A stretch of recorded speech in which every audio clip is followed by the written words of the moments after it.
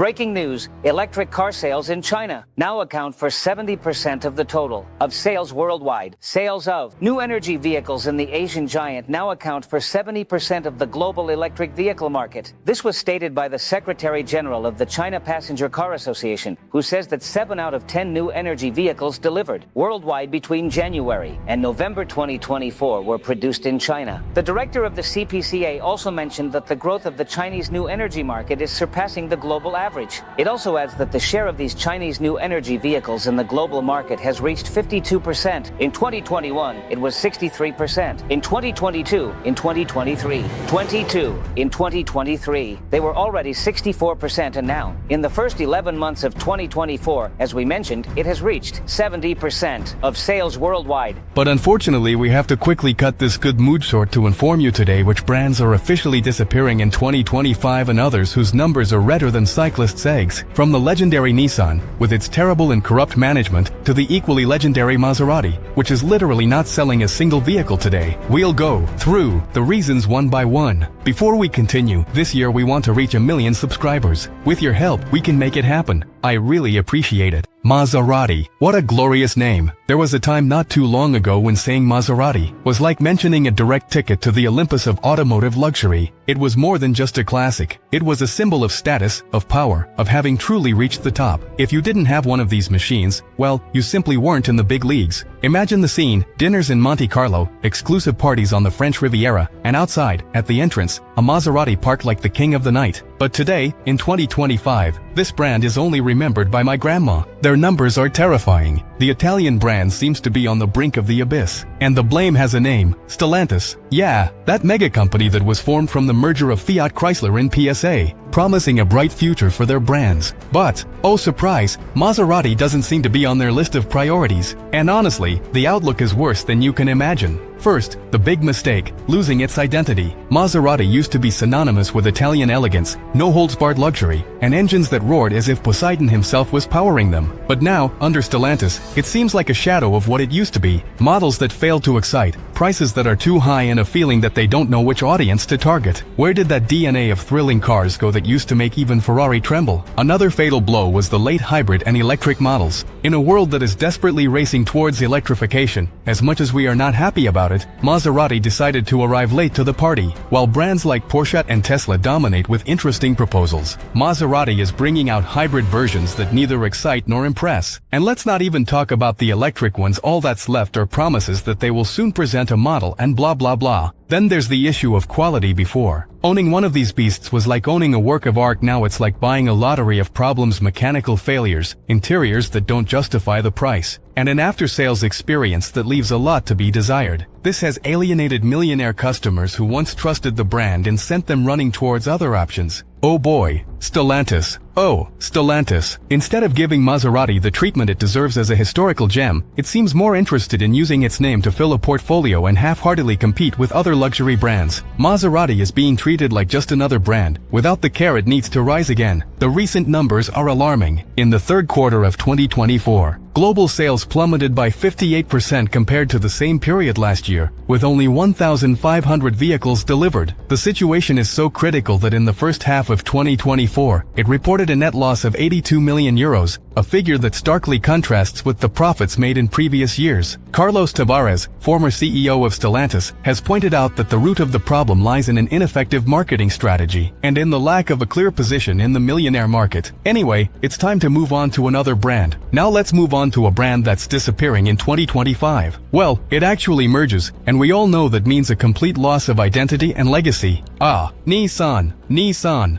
A brand that not only created track legends like the Skyline GTR, but was also the soul of the streets with cars that left their mark on our daily lives. Because, let's be honest, what Mexican doesn't have a story with a Tsuru? That indestructible warrior that served as a taxi, a family car, and even the first car for many. And then there's the Versa, the modern air that, although it didn't have the same retro charm, won people over in its own way. Spacious, economical, and reliable. It became the all-terrain vehicle for families, the car that took you to work and on vacations. But Nissan wasn't just about family cars. From the legendary 240Z, passing through the sports car, 370Z, all the way to the mighty GTR. Nissan knew how to combine the best of both worlds, but all of that is history. All of this that marked generations is about to fade away. Nissan is preparing for its merger with Honda. Yeah, their biggest rival. That brand that was always on the other side of the finish line in Super GT races and in the garages of enthusiasts. Now, instead of competing, they're going to collaborate. What does this mean? Well, imagine a Versa with the soul of a Civic. That would actually be an amazing idea, ready to take on the Chinese market. Now everything could become a generic soup of shared pieces, without its own identity. A mix of nostalgia and fear washes over us when we think that the days of the Tsuru, the Versa, and even Godzilla could just be a memory. The drama started with Carlos Ghosn, the CEO who was once seen as Nissan's savior. This guy transformed the brand in the 2000s, pulling it out of a brutal economic crisis. Everything was going great until he got arrested in Japan in 2018. Why? It turns out he was accused of diverting millions for his personal use, mansions, private jets, and even luxury parties, like something out of a movie villain's playbook.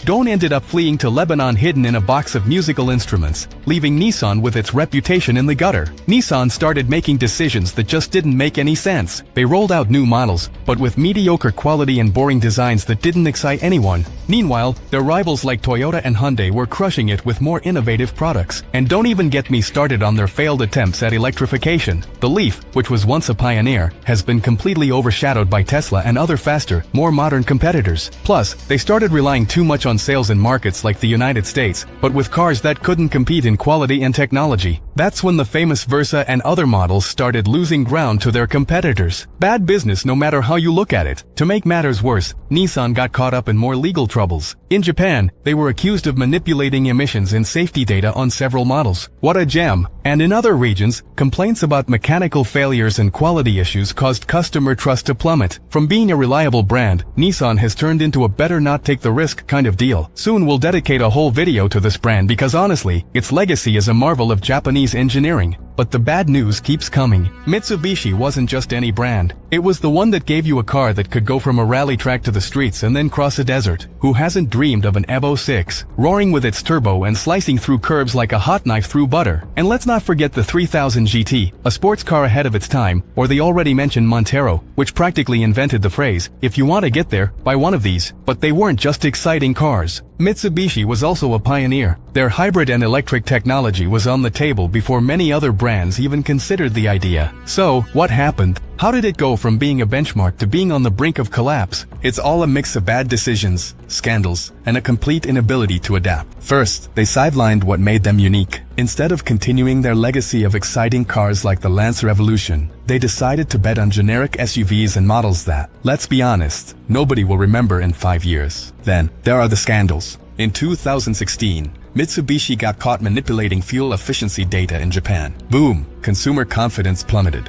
This scandal not only hit them financially, but it also damaged their reputation in a nearly irreparable way. The numbers don't lie. Mitsubishi has been losing money for years. Global sales have dropped drastically, especially in key markets like the United States and Europe. In 2024, their revenue dropped by 70% compared to the previous year, and profits turned into alarming losses. The brand, which was once a symbol of strength, now seems to be made of paper. And here we are, in 2025, with Mitsubishi on the brink of merging, trying to join forces with other brands to survive. With who? Everything points to a partnership with companies from the Renault-Nissan Group. But there are also rumors that they're looking for a deal with Chinese brands to stay afloat. What's coming doesn't look good. A brand full of history could end up just being another line of generic SUVs within a massive conglomerate. Where did the spark go? The soul of the Evos and Monteros. If they fail to recapture that essence, Mitsubishi will be just another name in the history of motorsport, a nostalgic memory for those of us who knew their golden days. Another brand that's in serious trouble and teetering. On the edge of the abyss is Alfa Romeo. Yeah, that Italian gem that once embodied passion,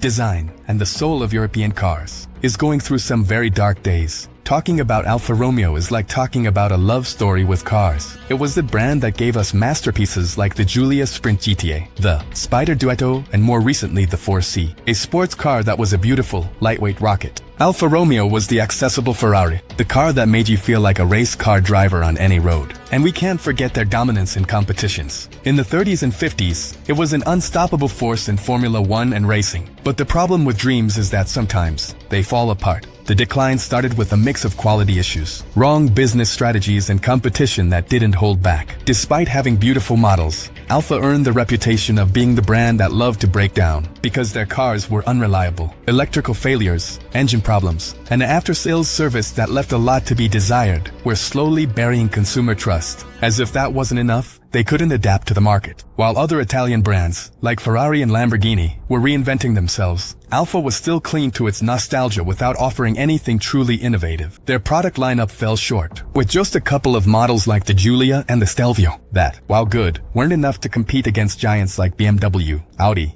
and Mercedes. By 2025, Alfa Romeo is on the brink of merging or disappearing. Rumors point to a possible full integration with Maserati or a transformation with Stellantis to cut costs. But that would mean losing even more of its identity. The brand is living on borrowed time, with global sales barely reaching 50,000 units a year. Those numbers are ridiculous compared to their competitors. Another brand that is in serious trouble and teetering on the edge of extinction is Lotus. Yeah, that small but legendary British brand is now facing a brutal reality, a market that's no longer so forgiving to the romantics of the automotive world. Lotus is a brand that made history with its mantra, simplify and add lightness. It was founded by Colin Chapman, a genius of engineering who revolutionized the world of motorsport. Lotus cars, such as the Elan, Sprint and Elise, were machines designed for the pure driving experience. No unnecessary frills, no extra weight. Just you, the engine, and the road. Plus, it left an indelible mark in Formula One, with a total of 7 Constructors' Championships and 6 Drivers' Championships. Pure legend. The black and gold cars of John Player Special are iconic images in the history of motorsport. Lotus's main problem has always been its small scale and lack of financial resources. While other brands grew and adapted to the global market, Lotus remained a craftsman of sports cars in a world that no longer tolerates inefficiencies. In 2025, Lotus is hanging by a thread. The company is completely dependent on Geely, the Chinese giant that also owns Volvo and Polestar. Even though Geely has invested money in Lotus, the brand hasn't been able to take off as expected. Their new projects, like the electric SUV Electra, have been criticized for straying too far from the brand's principles. Lightness and sportiness. Honestly, I can't believe how lucky this new Electra is. That it looks so Chinese. Well, they must know what they're doing as a brand. Also, the sales. It's sad. In 2024, Lotus sold just about 3,500 units worldwide, a number that can't sustain the company in today's market. Even the new electric models, which were supposed to be their salvation, are struggling to grab attention in a saturated market. Jaguar is another iconic British brand. It's going through such an intense storm that its future seems more uncertain than ever. We're talking about a brand that for decades was synonymous with luxury, elegance, and power, but now it seems to be losing its roar. Jaguar's situation in 2025 is complicated, and its recent history is filled with questionable decisions and a constant struggle to stay relevant. Who doesn't remember the E-Type? Considered by none other than Enzo Ferrari as the most beautiful car ever made, this sports car was a symbol of class, speed, and British design at its finest. And then came other greats, like the XC, which redefined luxury, and the XK120, a sports car that made its mark on the tracks and roads. But that glory wasn't eternal. Jaguar started to stumble in the 90s and early 2000s. A series of quality issues, outdated designs, and an inability to compete with German brands like BMW, Audi, and Mercedes-Benz left them behind. In an attempt to modernize and attract a younger audience, Jaguar launched the XK120 campaign. Copy, nothing. No copies, nothing. The problem was, the ad didn't show a single car. Instead, it featured androgynous models in colorful outfits against a surreal backdrop. The reaction was immediate and negative. Brand fans felt betrayed, wondering if Jaguar had forgotten its essence. As part of this rebranding, Jaguar also introduced a new logo, replacing its iconic feline with a stylized geometric J. The response was fierce. Many compared it to the closure of a handbag and wondered if the brand was abandoning its heritage in favor of a meaningless aesthetic. The controversy reached such a point that influential figures, like Elon Musk, publicly mocked the campaign, questioning whether Jaguar even sold cars anymore. Social media exploded with laughter, comparing the strategy to other recent marketing failures and accusing the brand of losing its way. But you know, making this video makes me really sad. It's incredible, just like all of them.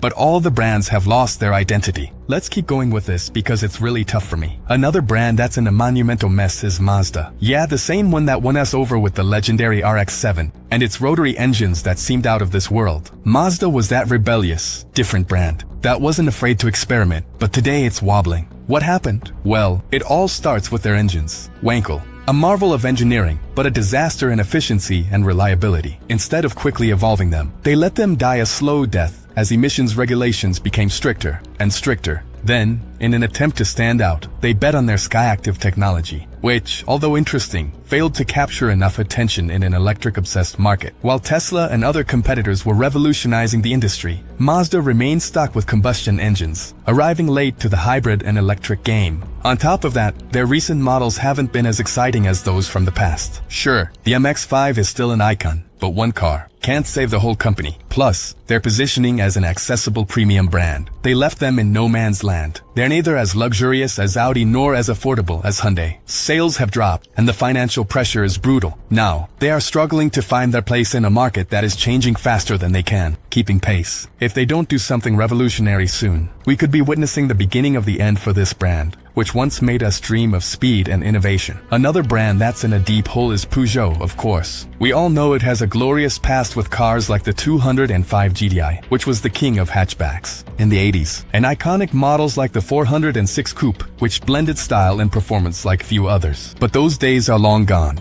and now the brand is in serious trouble. What happened? First, they got lost in the SUV limbo, while competitors like Hyundai and Kia were crushing them with modern options. Peugeot was releasing models that just didn't stand out, like the 3008 or the 5008, which, while not bad, just don't excite. Plus, their sedans and hatchbacks, like the 508 and the 208, are nice, but they can't compete with the German giants or the aggressive pricing of Asian brands. Another big problem is that their bet on electrification came too late. Even though they're trying to get in the game with electric models like the E208, they don't have the impact or the infrastructure to compete with leading Chinese brands. As if that weren't enough, their focus on Europe has left them vulnerable. Since the emerging markets and the United States, where they're absent, they're becoming the most profitable. Global sales have fallen, and Stellantis, its parent group, seems more interested in Jeep and Ram, leaving Peugeot as the cousin that nobody wants to invite to the party. If they don't make a radical change soon, the Leon brand could be left roaring in the void. And to close, ladies and gentlemen, we have a Chinese brand, because although they are usually on the rise, Sodi Auto is a clear example of how things can go terribly wrong, even in such a hot market. Sodi, which was once one of the rising stars in China's automotive sector, is now in free fall, and its situation is so disastrous that, even within a giant market like China, it is barely able to survive. It started off strong, offering affordable, practical cars to a domestic market that was hungry for affordable options. They even managed to export some models to emerging markets, and they caught attention with vehicles that were, let's say, inspired by European designs. But that's where their decline began. Sodi was repeatedly accused of copying iconic models from brands like Porsche and Volkswagen, which gave them fame, but also damaged their global reputation. No one took a brand seriously that seemed to thrive on copying. Then came the financial disaster. They started to rely too much on cheap SUVs at a time when the Chinese market was flooded with similar options, but of better quality. Plus, the brand didn't invest enough in innovation or electrification, which is unforgivable in a country where everyone is only interested in electric vehicles. Meanwhile, BYD, NIO,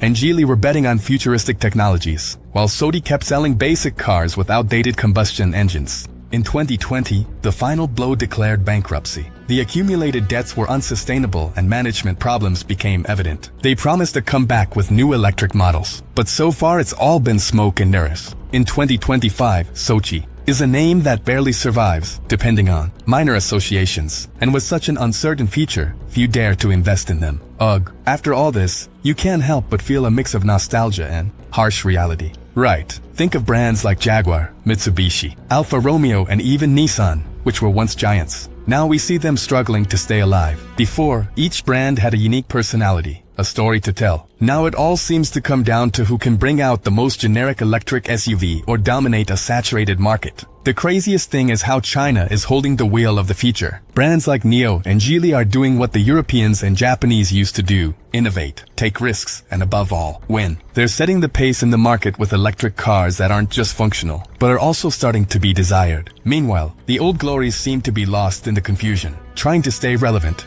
but not knowing how. It's like we're living through the end of an era and the beginning of another, where the lions no longer roar and the paper tigers are crumbling. It's a brutal reminder that the industry is unforgiving. It doesn't matter how big or glorious you were. If you don't adapt, the market will leave you behind. So here we are, watching how times change and how Chinese brands are taking the spotlight that once belonged to Europe and Japan. Perhaps, in 20 years, names like Neil or Bid will be the new Ferrari or Porsche of the electric world. In the meantime, all that's left is to remember those golden days when a Jaguar E-Type or a Lancer Evolution could make you dream. Because yes, the future is electric, but the memories will always have that gasoline roar that made us fall in love. V8 engines, rotary engines, or the 4-cylinder of a Tsuru. I'm saying goodbye feeling very sad, friends.